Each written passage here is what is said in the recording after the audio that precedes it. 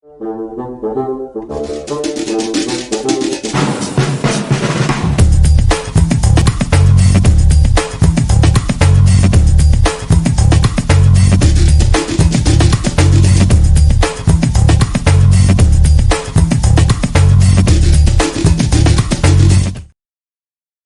आपका स्वागत है आपके अपने नए एजुकेशन प्लेटफॉर्म ज्ञानकुल ऑनलाइन क्लासेस में।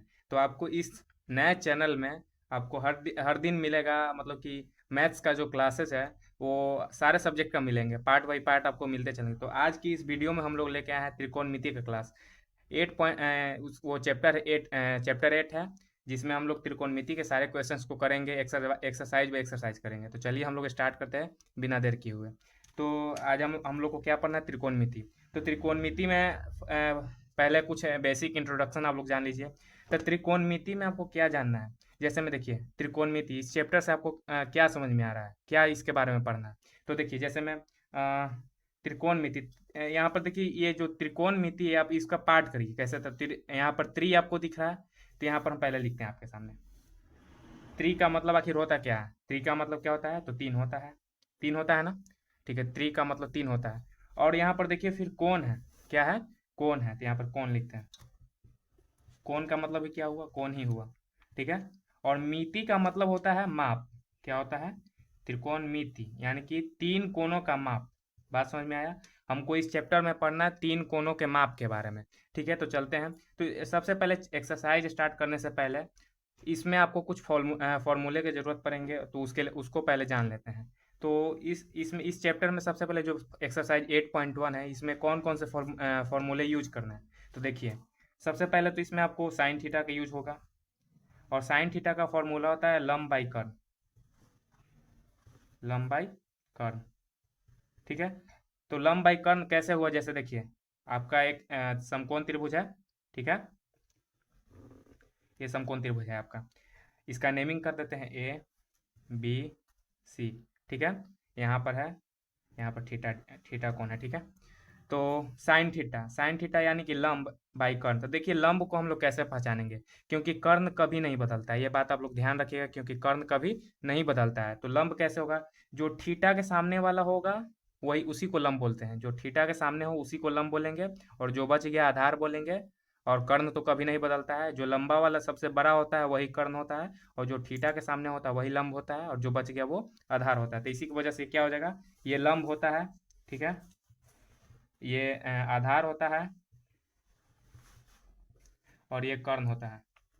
ठीक है। इसको इंग्लिश में इसको इंग्लिश में, हाँ, इसको बोलते हैं इंग्लिश में हाइपोटेनस। इसको आधार को बोलते हैं बेस, और लंब को बोलते हैं परपेंडिकुलर। तो इसी के कारण इसको पी से सूचित करते हैं, इसको बी से सूचित करते हैं, और इसको एच से सूचित करते हैं। ठीक है। तो साइन थीटा का फॉर्मूला क्या हो गया? लंब बाई कर्ण, यानी कि ये हो जाएगा, ये हो जाएगी इतना बाई इतना। ठीक है।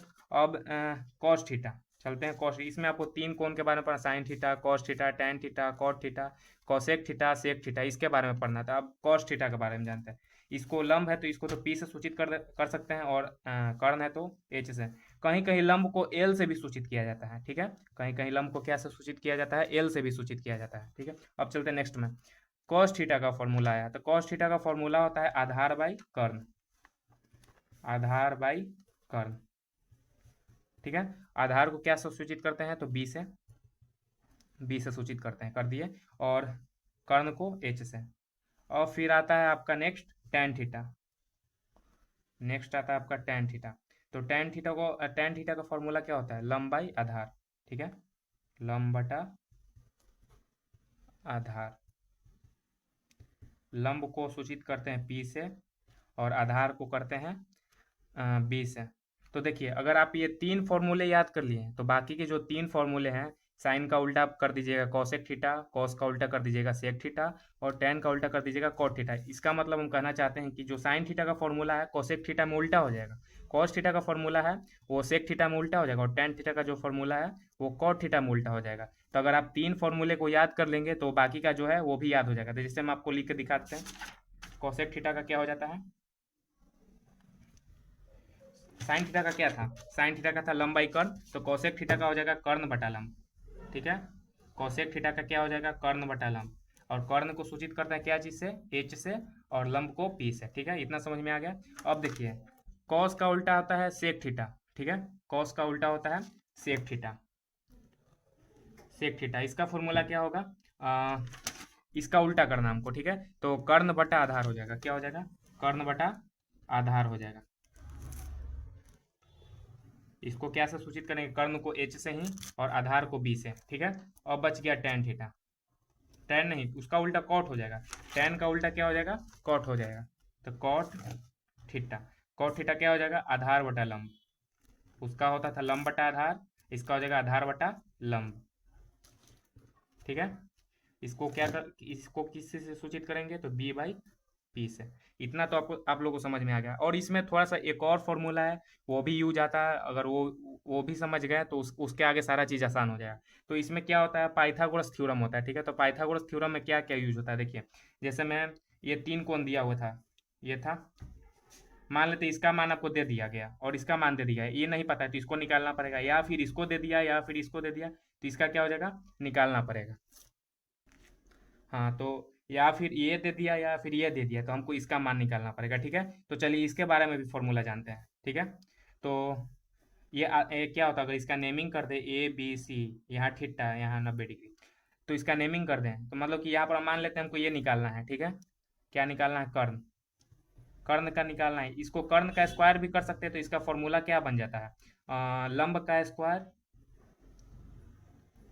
जोड़ आधार का स्क्वायर,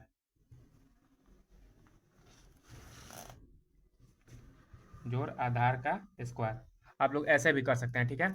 और यहीं फिर इसको आप ऐसे भी कर सकते हो, कर्ण को लिख दो और उसको रूट अंडर में लेके लंब का स्क्वायर और प्लस आधार का स्क्वायर, और बाकी जो जैसा सूचित करते हैं, अगर आप इंग्लिश मीडियम से हो तो जैसा सूचित करते हैं वैसे भी कर सकते हो। जैसे कि देखिए, जैसे लंब को करते हैं पी से, या फिर आप